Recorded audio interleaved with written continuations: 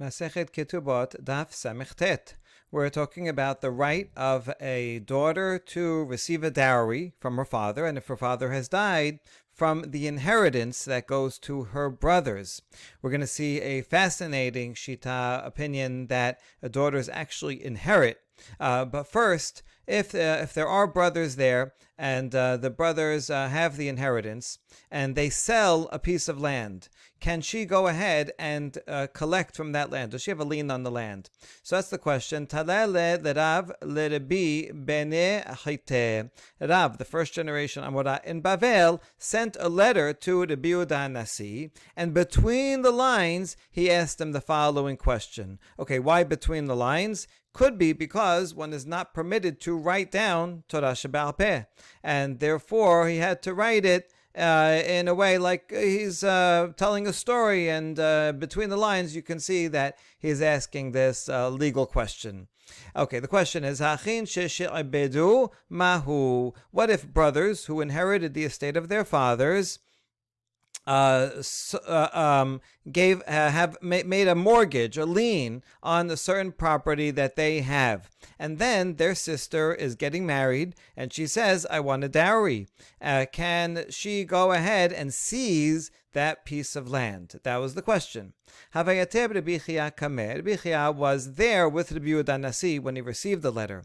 Amarle machru o mishkenu. So Rabbi Chia asked Rabbi Yehuda Nasi, I don't understand Rav's question. Is he asking about a case where they sold the property? And the question is, can their sister go ahead and repossess it after it was sold? That would be a very high-level lien. Or the brothers retained their ownership, but they just mortgaged it out. They took a loan and they said, okay, the land that they own is mortgaged out to someone else, like to the bank.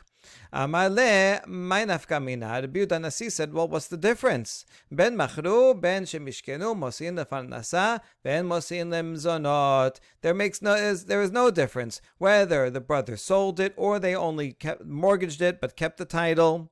The sister can repossess that land for her dowry, that's what parnasa means, but not for her regular support of food that she gets when she is a minor. So yes, the answer is yes, she can repossess it. Good. Verav, im machru kami ba'ya le nichtob le machru, im mishkenu kami ba'ya le nichtob le mishkenu. Now back to Rav, how come he left it vague? If he wanted to know a case about selling it, he should have written machru. Or if he wanted to know about when it's mortgaged, he should have written mortgaged. It says he wrote bedu, that there is a lien on it, so which is ambiguous. Why wasn't he more clear?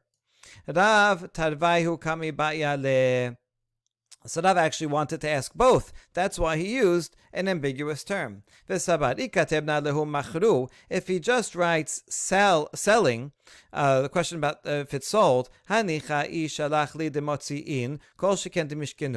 they wrote back that if the land is sold, she can collect, then if it's sold, she can collect all the more so if it's mortgaged, where the brothers still actually own it, certainly she can collect, and then he would know the answer to both. But if it be sent back that we do not collect from sold land,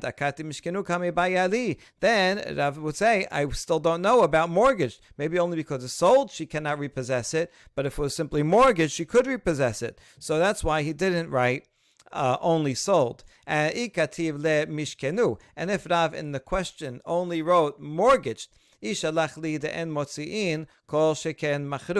he had written to me that we do not take it when it's mortgaged, she does not repossess it when it's mortgaged, certainly she would not repossess it if it's completely sold. So he would know the answer to both. But if he would answer me, yes, we do, she does repossess it when it's mortgaged, I still wouldn't know whether when it's completely sold, it's totally out of their hands, even there she could repossess it, and he wouldn't know the answer. Then you have to go and write another letter. So so therefore he wrote the word shibedu, which means any type of lien that the creditor has on that land, and therefore that applies both to a mortgaged land and also to a land that is sold.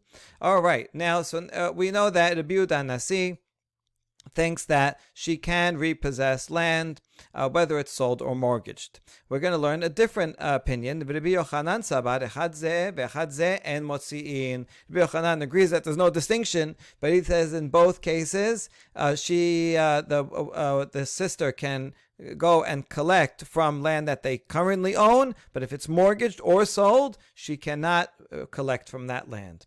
Ibai lehu, Rabbi Yochanan, lo shemi'a leh had Rabbi, v'shemi'a leh hava mekabele, o dilma shemi'a leh v'la mekabele. Question, Rabbi Yochanan, what's his relationship with Rabbi Yehuda Nasi's statement? Did he not hear it? But if he heard it, he would have accepted it. He just didn't know. Rabbi Yehuda Nasi is a Tana and a teacher of Rabbi Yochanan. And so maybe Rabbi Yochanan just didn't know it, but he would have accepted it. Or maybe he did hear it, but nevertheless, he did not accept it. Rabbi Yochanan maybe has another source, another reason, and he would have stuck by his opinion that she cannot repossess the land.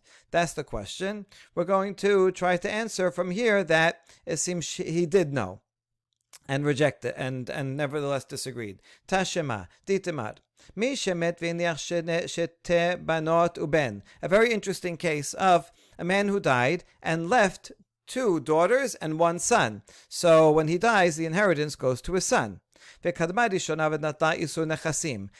one of the daughters gets married, and she collects 1/10 from her brother, from the estate, for her wedding.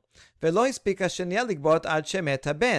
then the son died before the second daughter got married. And so when the brother dies, then the estate gets split equally between the 2 sisters. The thing is that the sister who didn't get married yet, she wants to claim 1/10 from the original inheritance. Meaning, even though she's getting half, she would like to get half of a 10th from her sister, because she goes to her sister, hey, you got a 10th from the total, I want a 10th from the total also. So even though it was the inheritance was re-inherited, nevertheless, the sister who didn't get married yet wants to basically repossess land that the brother had, even though it now went to her older sister. She wants to repossess that amount. So can she do that or not?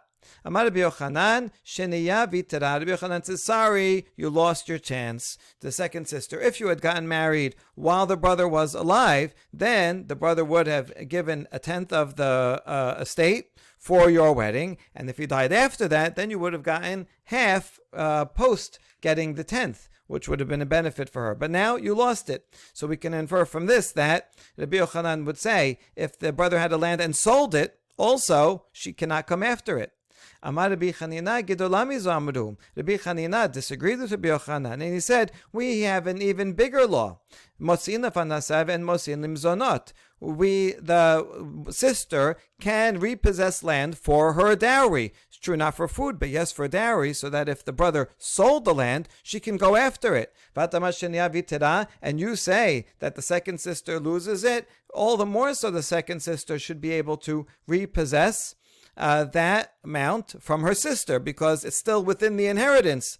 So that's a closer access than if it's sold altogether. So you see, there's machloket between Rabbi Yochanan and Rabbi Chanina. Rabbi Chanina is following the same opinion as Rabbi Yehuda Nasi. Now, v'im ita, if Rabbi Yochanan knew about Rabbi Yehuda Nasi's opinion, if he didn't know his opinion, then man amara, then he should have asked, wait, who said that, Rabbi Chanina? You're telling me a law that I didn't know. I didn't know Masin Limzanot. Who said that? He would have told him Rabbi Yehuda Nasi knew it. So the fact that he didn't ask, it must be he knew that Rabbi Yehuda Nasi said it, and nevertheless he disagreed. That's what we're trying to prove from this conversation. But we reject that, not necessarily. Maybe he never heard it. And in fact, if he heard it, he would have accepted it. and as fine. And nevertheless, even if he accepted the Yehuda Nasi's opinion that the sister can collect from land that was sold, he still would have ruled the same in this case. The reason is because there's abundance in the house. She just received half of the inheritance. So she's going to go quibble now about half of a tenth that the sister got, right? She already got the one half of the inheritance more than she ever would have expected. Ever would have gotten had the brother stayed alive. And therefore, since she has a lot, the whole point of her receiving a tenth is to make sure that she is taken care of, right? It shouldn't be that the brothers get everything and the sister has nothing. So the rabbis go out of their way to say, make sure she should get a tenth, though she should get something. But here she's getting plenty. So she doesn't have a right to go after the other part that her sister had already received in her inheritance. So Rabbi Yochanan may very well agree with Rabbi Yochanan, with Rabbi Yehuda, but still have disagreed about this. Amar le Rav Yema le Rav Asher, Ela me'ata, ashkacha mitziah be'alma, dika revech beta, hachina me, la yabina le'isur nechasim. So Rav Yema says, according to your logic, that when she has plenty, then she doesn't get a tenth. What if she finds a lost item that is worth a lot, worth more than a tenth of the estate that she would have gotten in her dowry, and so she has plenty in her home? Would you say also that the brother will tell her, "Oh, look, you have plenty. You're very rich. I'm not giving you anything"? Just because she happened to find something, should she lose out on the dowry that is coming to her? So Rav Asher said, no, I was talking about the inheritance, abundance in the house from the property of the estate. If it came from a different source altogether, that has nothing to do with it. Then yes, she still is owed this dowry. That's what the rabbis decided she should get. So she should still get it. But if the abundance comes from the estate that she is claiming, so she already got more than a tenth. In that case, she has no right to claim even more. Good. Amad Amemad, Bat Yoreshet Havya. And now a really amazing statement by Amemad says, daughter does inherit. And though usually we say daughters don't inherit, and that is a lot of opinions, but there are some opinions, especially in the Tosefta and in other sources, that some rabbis thought that a daughter does inherit. Now, Amemad doesn't say how much exactly. Does he mean equally? It seems, you'll see from the continuation, that we're talking about 1/10, right? She has a right to 1/10. Not if which generally would be less than the sons get, but still she gets to inherit. Amar le Rav Asher Amemad, ilu ba'ed lesaluka bezuzeh, hachinamed lo maseh lesaluka. Rav Asher is challenging Amemad. Are you just saying that she deserves a tenth, as we've been saying before, or are you saying it's really an inheritance? For example, let's say the brothers want to pay her off and give her a tenth in cash. Are you telling me that they can't do that because she inherits a part of the land and she can come and say, no, I want a tenth of all the land? Amar le'in, yes, that's what I'm saying, right? That she doesn't have to agree to get cash. She can insist that she wants a tenth from the land. It's like a real inheritance. Further question, what if the brothers say, okay, listen, you can get a tenth from land, we're going to give you this one piece of land. Is that sufficient? Can they say that? Or are you saying that she is really so much like an inheritor that she has an inheritance of 1/10 of each piece of land? Amar le'in. In fact, that's right. The brothers cannot insist that she take only one piece of land. She can insist that she has a right to 1/10 of every piece of land. So for Amemad, it's like a real inheritance, except it's not an equal share. It's 1/10 share.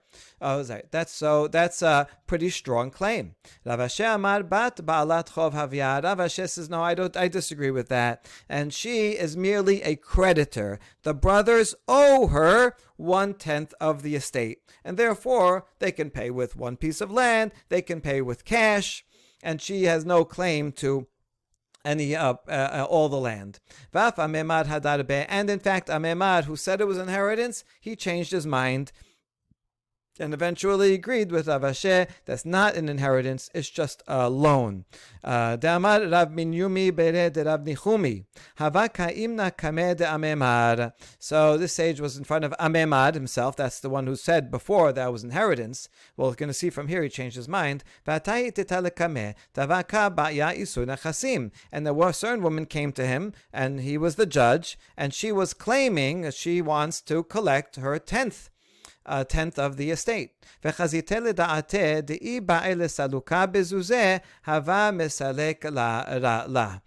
Yomi says, I was able to understand that according to Amemar, right, I saw that in his mind, if the brothers wanted to give her money, they could have given her money, and that would have fulfilled her claim. And she could not insist on land. How does he know that? How does Yomi know that Amemar would say that? He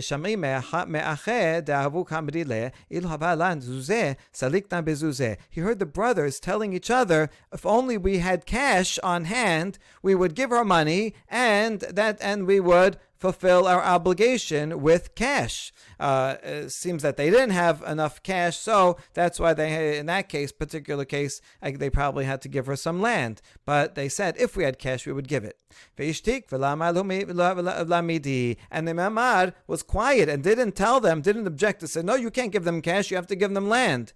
So that means that he agreed. Otherwise, as a judge, if someone is there, making a false claim or a false possibility, even if it didn't actually happen, he should have objected. Says, no, you couldn't even give cash, even if you wanted to. So therefore, it seems Amemar agrees that if they had cash, they could have given it, which means it's a loan that she is collecting as a creditor and not an inheritance, and so therefore she cannot collect from the land. So you see, Amemar actually changed his mind. Now, now that we understand that the daughter is like a creditor, who is this credit being collected from? Who is the primary debtor? Is it the father? And now the father owed her the amount of the dowry. Now it's not technically owed, because remember, the father could say, I don't want to give you a dowry, but usually he does. So do we consider the father the one who is the debtor, and now the sons inherit the debt? Or are the sons themselves the direct debtors, and she is collecting directly? They owe her because they have the estate. They owe her the dowry. What would be the practical difference? The difference would be, usually when a creditor comes to collect a debt, they can collect from medium quality land, and would not have to give an oath. So if she can go to the brothers and say, "Hey, give me my tenth," and she collects, if they are the direct debtors and they owe directly to her, she can come without an oath and get intermediate land. But ziburit b'shuvoah, if the direct debtor is the father and the sons are only inheriting the debt, the law in that case, when the father owes something to someone and the sons are paying it instead, in such a case, the one who's collecting it has to make an oath, because they weren't there. They're like, well, give me an oath. We didn't lend you the money, right? So you have to promise that, in fact, you are owed the money, and they get inferior quality. And so if we see that the daughter has to make an oath and can only collect from inferior quality, that would mean that the original debtor is the father, and the sons are only inheriting the debt. That would be a practical difference between this conceptual challenge. Okay, so what's the answer? Tashema de Ravina agbele berate de Rav Ashi mimor de Rav Ashi benonit v'shelo bishvuah. Ravina was acting as judge, and he allowed the daughter of Rav Ashi to collect from Mor, the son of Rav Asher. So that's sister and brother, right? Rav Asher apparently died, and Mor bered Rav Asher inherited the property, and now the daughter of Rav Asher wants to get married and wants to come collect her dowry, and Ravina says, you can get the intermediate land and you don't have to give an oath, which means he considered the brother to be the immediate creditor, not the father. The story goes on and says, Mi bered Rav Sama de Rav bered Rav Sama bered Rav Asher ziburit bishvuah. And he also allowed her, Ravina allowed the same woman to collect from Rav Sama, the son of Rav Sama, the son of Rav Asher, Rav Asher's grandson. What seems to happen is that Rav Asher died, and Rav Sama, his son, died, and so Rav Sama's share went to his son. So that Mor ben Rav Asher had half the inheritance. The other half was inherited by this woman's nephew. From the nephew certainly is not the direct debtor. He inherited the debt from his father, Rav Sama. So in that case, the woman had to swear and only got inferior land, because that certainly, according to everybody, is an inherited debt. Okay, good. So we conclude that the debt is a direct one from her brother. Shalach le Rav Nechemia de Rav Yosef le Rabba bar Rav Huna zuta min nehar de'ah. Ki atya ha iteta lekamach agba Isur nechasim afilu meiste rubla. So Rav Nechemia, son of Yosef, sent a message to Rabba bar Rav Hana from Nehar De'ah. Says a certain woman is coming to you. In other words, apparently the woman came to Rav Nechemia and said, hey, I am owed this money, but the money is in this other town. So Rav Nechemia sent a message to Rabbah, who was the rabbi in that town. This woman is coming to you, and she deserves to collect 1/10 of an estate, and she can collect it from land only, but the millstone is considered like land. So this is a millstone here. It's connected to the ground, so that's like land also.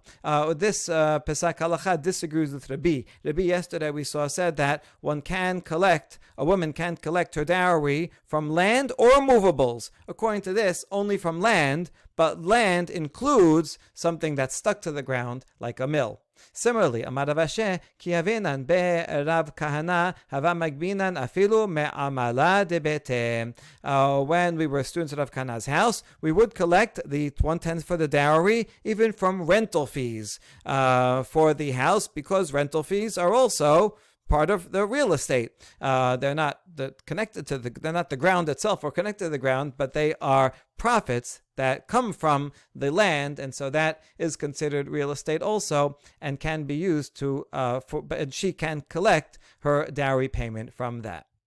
We next have a fantastic story. Shalach le Rav Anan le Rav Huna. Rav Anan sent a letter to Rav Huna and said, Huna Habrin Shelam. Huna, my friend, my colleague, peace be upon you. Sounds like they're good friends. Listen, this following woman is coming to you, and so therefore when she comes to you, give her 1/10 of her father's estate that the brothers have inherited. I looked into this case, and it's in your jurisdiction, so I decided, so can you fulfill my decision? Havayativ Rav Sheshat Kameh. Amar le zil emale ubeshamta yeheman de la amar le. So Rav Huna received the letter while Rav Sheshat was present when Rav Huna was reading the letter.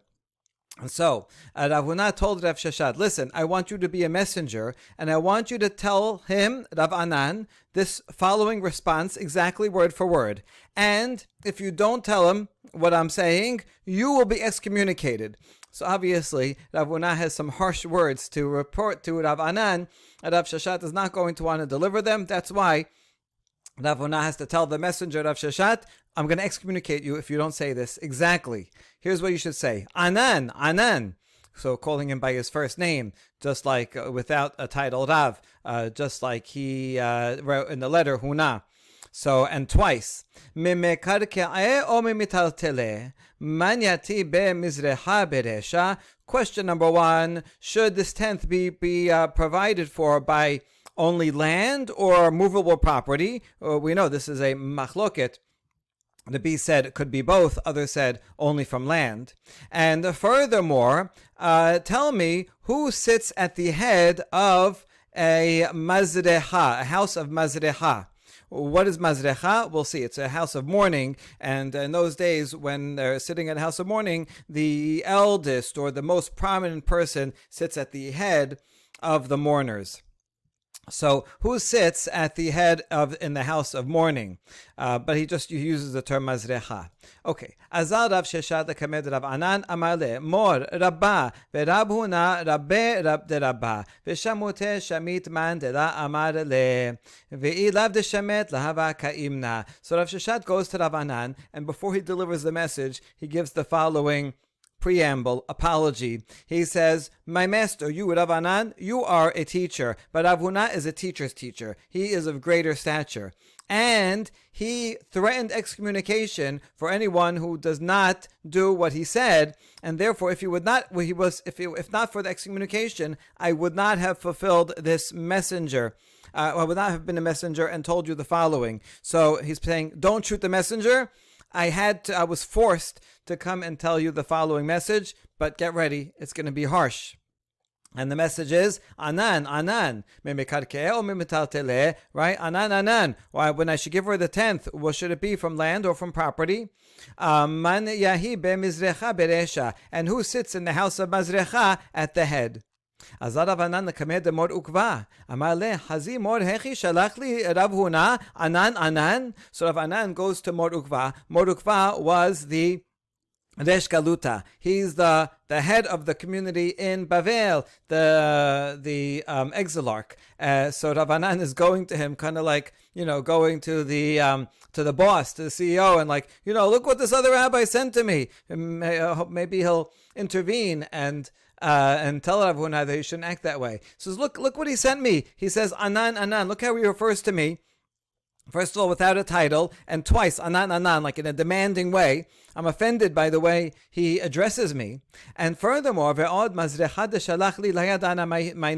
and furthermore, he's asking me a question, who sits at the house of Mazrecha? I don't know what he's talking about. What is Mazrecha? I never heard of this. Mor Ukva, instead of defending Rav Anan, says, he says, listen, Izi might mean my friend, as she says, or tell me if so. The content of the matter. What exactly happened? Tell me about it. So he tells him the whole story about this woman and what happened. A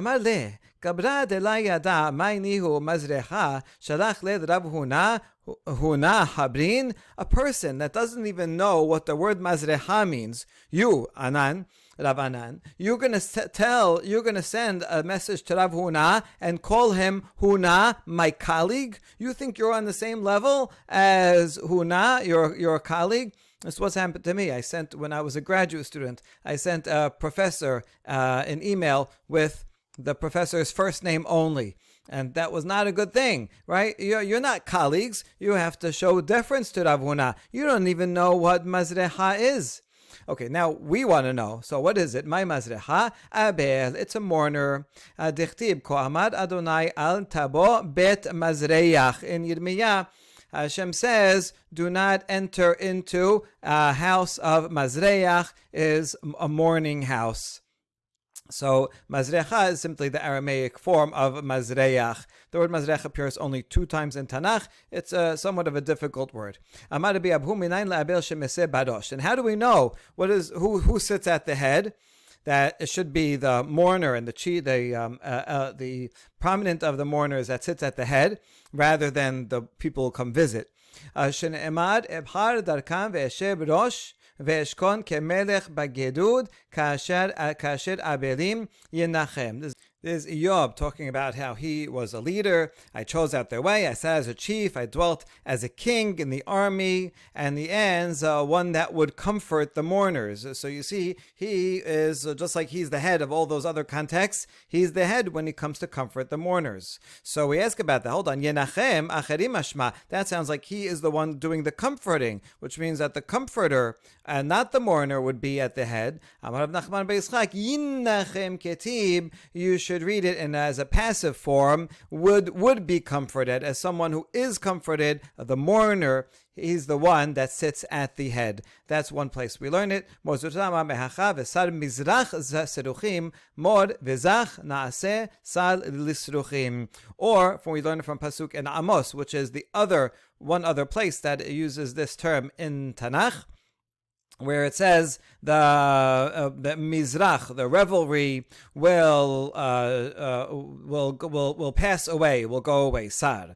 And so we're learning this as the word marzach, even though here the translates as revelry, because since it only appears twice, it's hard to translate. But here, Mor Zutra is interpreting it as mor, bitter, and zach, flustered, will be the ruler over those who sit. So someone who is a mourner, then they're bitter and flustered, they become the heads. They sit at the head of the table when they sit on the floor and receive visitors. Okay, so Amar Rav Hilcheta. So that's what the word means. And you see, Rav Anan didn't even know what the word means, and so the problem was that he addressed Rav Huna in a presumptuous manner, making him like an equal, and that's why Rav Huna took offense and sent back such a sharp reply. Amar Rav Hilcheta mim mekarka'eh ve'la mim metarteleh. Part of his answer was karka or metarteleh. Like, are you going to tell me the law? You don't even know the law, what this is. You're going to tell me also what to do and what the law is. Do you collect from land or movables? So Rav Huna, that was part of what he took offense to. Bottom line, what is the halacha? That halacha is that we collect from land, but not from movable objects. And that is true, ben limzoneh, ben ketubot, ben panasa. That's true when the inheritance has to pay for the food for a minor daughter, or to pay for her basic ketubah payment, or for panasa, or for the dowry. For all these things, one collects from land and not from movables. All right, last Mishnah of the Perek. Hamashlish ma'ot lebito. V'hi omeret ne'eman ba'ali alai yaseh hashalish ma sheushlash beyado divrei Rabbi Meir. A man, before he dies, appoints a trustee and tells the trustee to take this money, and I want you to use the money to buy land for my daughter. I want my daughter to have this land.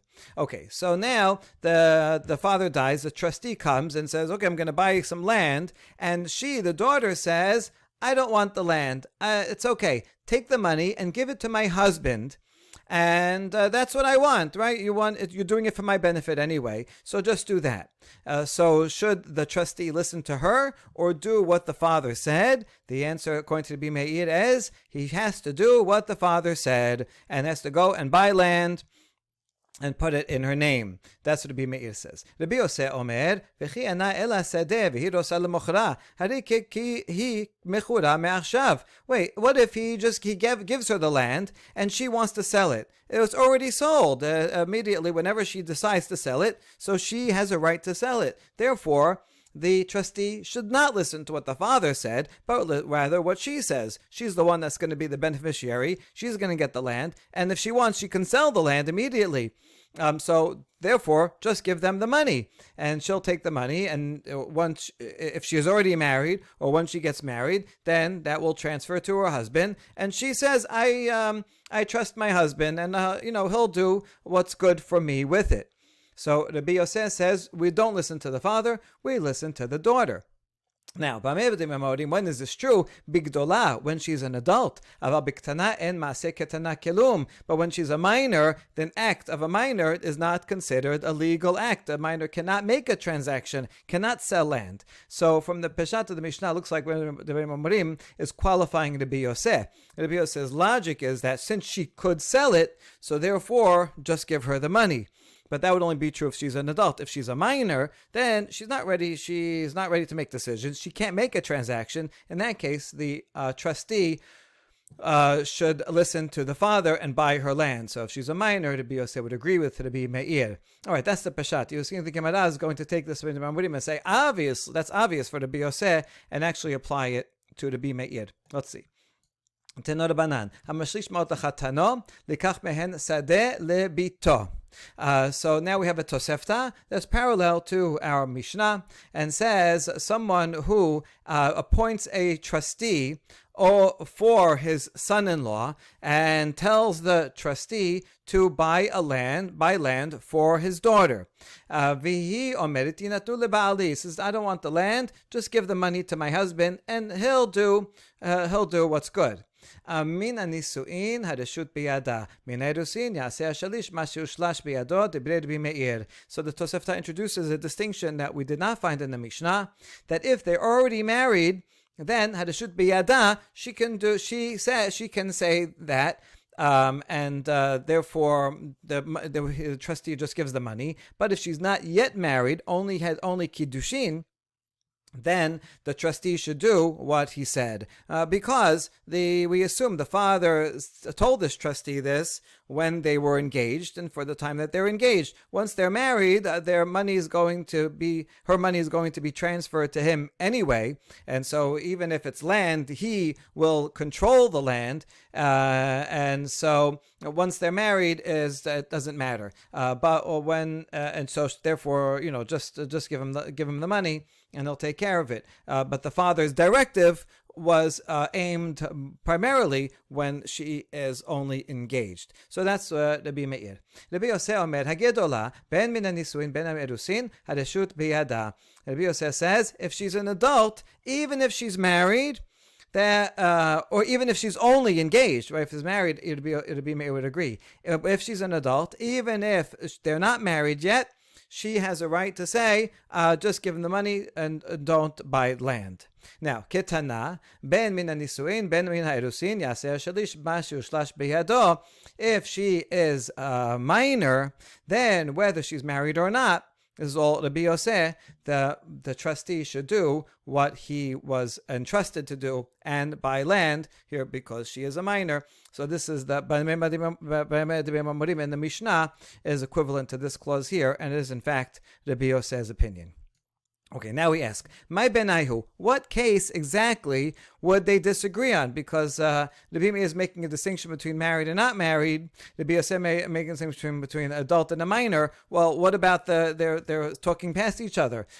So which cases would they disagree about? Perhaps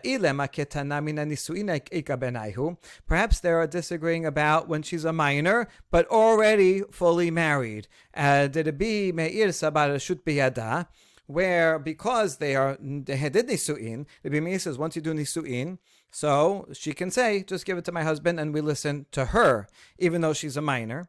And Rabbi Yosef says,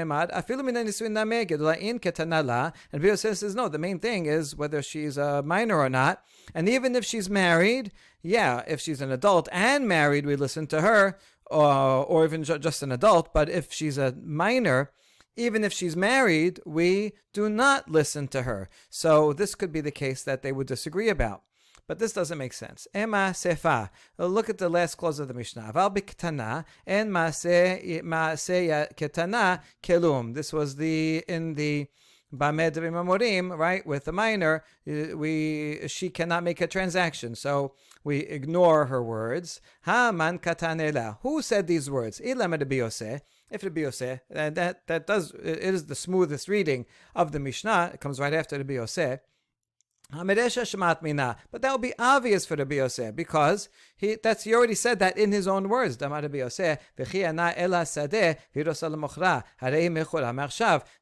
Yosef's reasoning why we should listen to her is because even if you gave her a field, she could sell it. She could sell it immediately. Now, that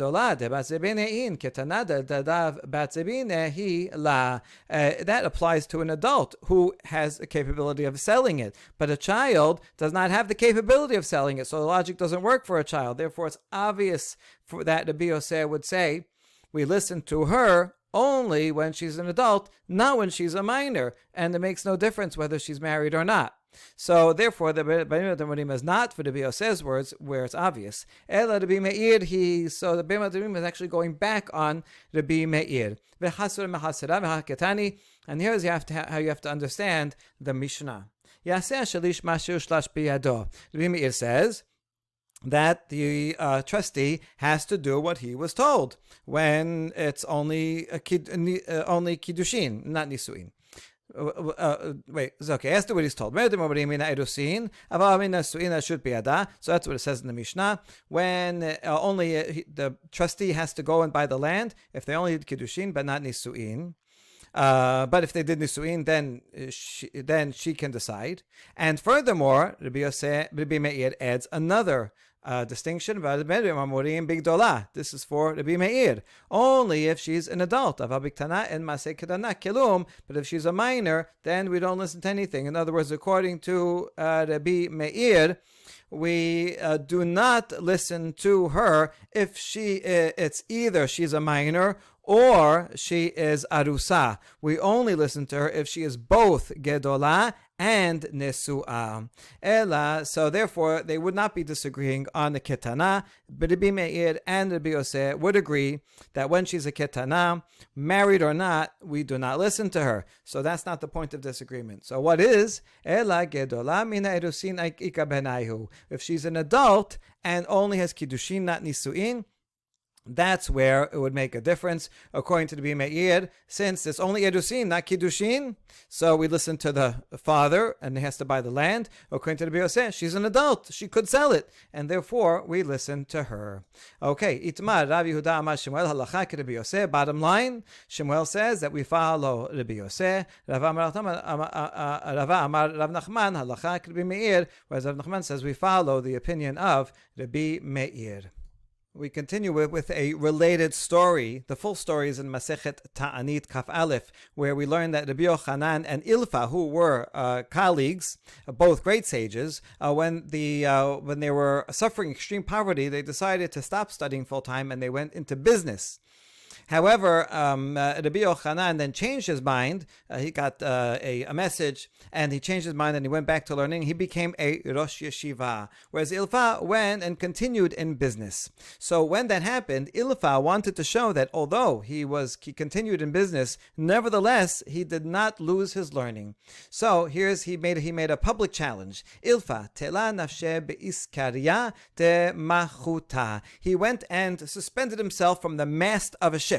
Amar ika de amar li mileta de berbi chiyav Rabbi Oshaya vela pashitna lemi matnitin nefila me iskaria vetabana. Says, I challenge anyone to come and tell me a braita from the collection of Rabbi Chiya and Rabbi Oshaya. They were famous sages between Tanaim and Amoraim who gathered together braitot in collections, like the Tosefta that we have. And he says, anyone quote me a braita, and I will show that I can learn the very same thing from a Mishnah. Even though the Mishnah and Baraitot are different texts, and the Baraitot often have a lot more details and cases than are in the Mishnah, I can show that the Mishnah has the basic principles of all of the oral law, and from it I can derive any baraita. This is actually a really fascinating idea and methodology, that the baraitat are all just expansions upon the Mishnah, and they're all hinted to in some way in the Mishnah. So if anyone does that and I can't find it, then I will fall from the mast and I will drown myself. So I am that sure of myself. So come and test me. Atahu Saba. So an elderly man came, and he did. Tanale ha'omer tenu shekel lebanai b'Shabbat. Urin liten lahem sela, notin lahem sela. A person on his deathbed says, I don't want my sons to inherit my entire estate in one lump sum. Then they're just going to be lazy and they're not going to work. And so here's what I want you to do. I want to put it in the hands of a third-party trustee, and I command that trustee to give them 1 shekel every week. and that's it. They'll have 1 shekel a week to sustain themselves, and that'll go on until for a long time, until the estate runs out. So I want you to pay it slowly over time. Now, if it's a case where they require a sela, that's 2 shekalim, because the prices for food went up, a shekel is not enough, we give them a sela. Even though the father said shekel, we give them 2 shekalim, because we assume the father's making the point that I don't want them to get this one lump sum and they're going to just spend it freely. I want them to have only enough to sustain them. Maybe they're young. So that's all I want. So the point is to sustain them. So he figured a shekel, but he meant whatever required to sustain them. So we give him a sela. That's what the father would have wanted. But if the father uses a phrase and says, only give them a shekel, do not give them anything more than a shekel, then he meant specifically a shekel, and did not want to give them any more, even though it won't be enough to feed them. They'll have to find some other way to get their sustenance. All this is continuation of the Braita that the elder is quoting, and that Ilfa is going to have to show from a Mishnah. If a father said, if they die, if my sons die, then I want Yishu Acherim Tachtem. I want other people to inherit my estate. In other words, I don't want their sons to get it. I don't want their other relatives to get it. I want it to go to a third someone else altogether, to the synagogue, to the museum, to some other guy. I don't want it to stay in their family. In that case, ben shamar al titenu, and notim lahem ela shekel. In that case, we see that the father really did not want to enrich his own kids. He wanted to give them something very minimal, and really wanted the estate eventually to go to another cause altogether. So therefore, that reveals that whether he said give them a shekel or do not give them anything more than a shekel, either way, you give them only a shekel, because he wanted to preserve the estate and not give a lot of money to his kids, and that's his right. He can decide to do that. Okay, so who is the author of this Mishnah? The main point that we're focusing on is that even though it's their money, it's their inheritance that is someone else, a third party is a trustee to, can't they demand that at least we should get sustenance? And the answer is no. If he says give them only a shekel, we give them only a shekel. The other ones, because we assume that he would want. But if he really says give them only a shekel, we give them only a shekel, even though it's their inheritance, it's not theirs to decide. So who is the opinion that says we do precisely what the father said? Amaleh, Ilfa answers, who is the author? Rabbi Meir. This would be Meir from our Mishnah, because in our Mishnah he says you have to fill exactly what he says, and the third party has to go. And since the instruction in that case was for Erusin, so even if she's an adult, but she's only an arusa, he has to go and buy the field. So it's the same principle here. So even though our Mishnah didn't talk about these specific cases, Ilfa successfully shows that the Baraita, the principle is derived from Rabbi Meir's opinion.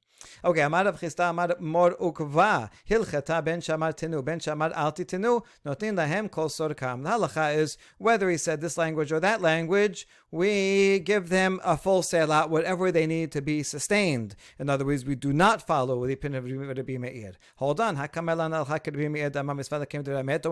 we just say halacha follows Rabbi Meir, that we have to follow the father's directive? Yes,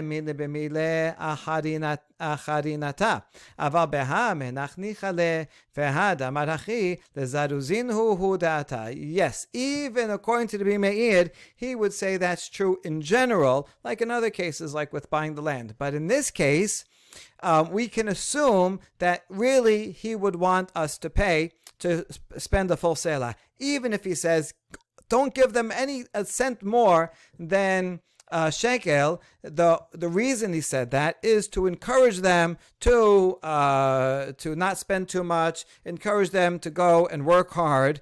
That was his reasoning, but he didn't want them to starve, and so even Rabbi Meir would agree in this case. Good. Let's just finish off the perek. Tanan hatam hapa'otot mikachan mikach umimkaran mecher b'mitaltelim. Mishnah and Gitin, it's related because it's going to quote our Mishnah. The discussion is going to quote our Mishnah. Says that children, minors, something that they buy or something that they sell, if it's movable items, is a valid sale. They can't buy and sell land, but minors can buy and sell movables. That's only true if there is no trustee that is in charge of their money. If there then if there is a trustee, then the trustee has the authority over all of their money, and so only the trustee can do things. And then in that case, even for movable items, their exchanges are not valid. If they go and sell something, it's an invalid sale. Now, Mimai, how do we know? How can Rav Rafram prove what he said? The Mishnah in Gitin doesn't say anything about that. So how does he know? Midikataneh, he can prove it from our Mishnah here in Ketubot. En maseh ketana kelum. The last line of the Mishnah says that the action of a minor is considered nothing. We ask about that. Hold on. In our Mishnah, there is a shelish, but maybe that's different from apotropos.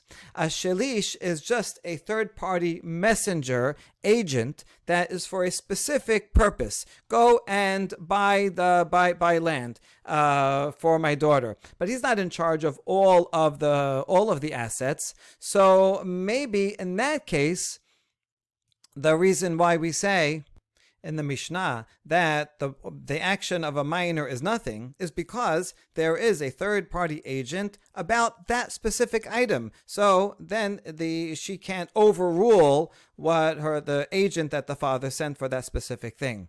That's why in the Mishnah the action of a minor is nothing. But if there's an apotropos who's just a general custodian over everything and was not given specific instructions about this or that, in that case, we assume that if the minor did it, then it's good for the minor. They wanted this thing, and so the custodian would also be consistent with having the custodian there, and there would be no problem. Maybe a minor can make a transaction when they're on their own, or even when there's a general custodian who's not about any specific thing. The minor still has a right to do that. Our Mishnah is not a proof because our Mishnah is where it was an agent specifically about this one item and says, take this money and buy. So then, in that case, she would not be able to, her action is not an action. So that's the question. Im ken litni, but if that was really true, then the Mishnah should have said, aval biktana yaseh shalish mashu shlash biyado. If the reason is because it's a specific agent for this, then the language should have been, if she's a minor, the third-party agent has to do exactly what he was sent to do. But it doesn't say that. It gives our Mishnah has a more general formulation. My en maseh ketana kelum. It says, in general, the action of a minor is nothing. If they make a transaction, it's not a transaction. So we see shema mina afilu be'alma. We see that's not particular to this exact case where it's a shelish. It's talking about in general any time that there is a custodian, whether a shelish or a potropos, it makes no difference.